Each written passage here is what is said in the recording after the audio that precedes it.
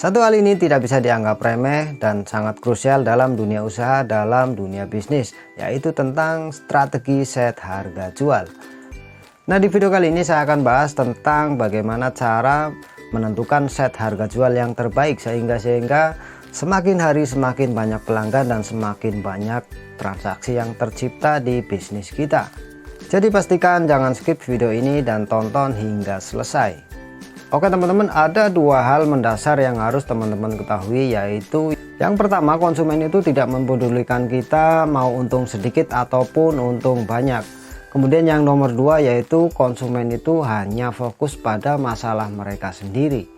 Misalnya saja masalah mereka yang entah itu lampunya mati atau kabelnya putus ataupun saklarnya rusak dan lain sebagainya. Intinya mereka hanya akan fokus terhadap masalah mereka sendiri. Kita masuk ke bahasan pokok.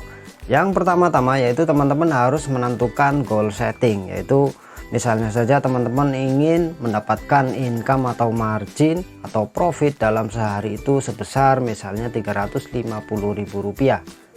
Goal ini bertujuan untuk teman-teman bisa lebih mudah untuk men-setting harga jual, mau ambil up berapa persen ataupun berapa ribu rupiah dalam setiap varian yang kita jual.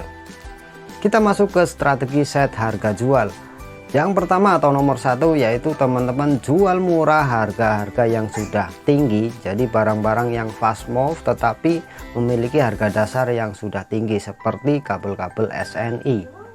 Nah, barang fast moving di sini bukan berarti satu orang akan mencari kabel setiap hari, itu bukan, tetapi satu orang itu biasanya akan membeli dalam jumlah meter yang banyak ketika mereka membutuhkan sebuah kabel atau intinya mereka membutuhkan kabel-kabel yang ber-SNI.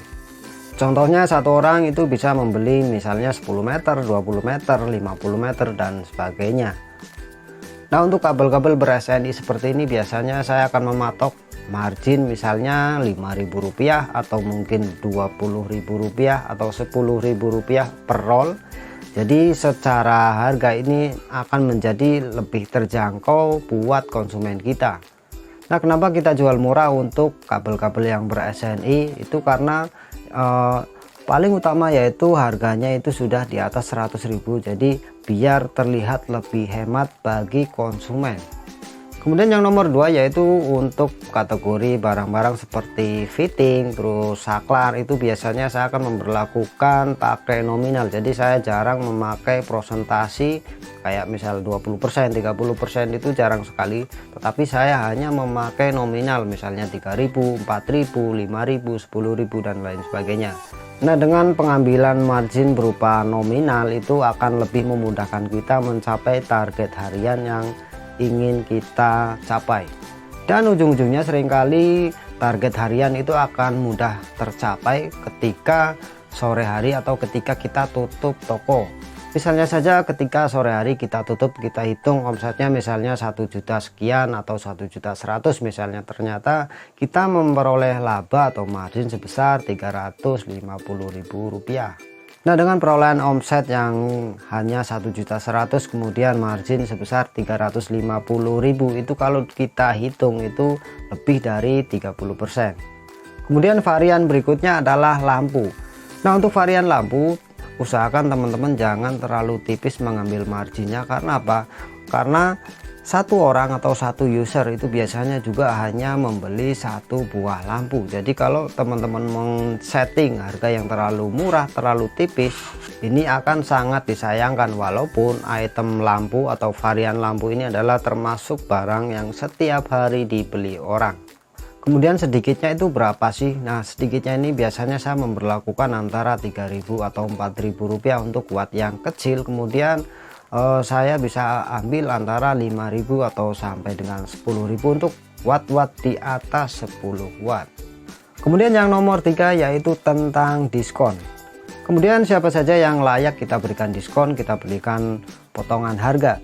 Nah, biasanya saya akan memperlakukan untuk orang-orang yang berbelanja di atas 500.000 atau mungkin satu user yang sedang melakukan renovasi rumah. Jadi biasanya mereka akan membelanjakan di atas 1 juta rupiah. Nah, itu biasanya akan saya diskon di akhir belanja.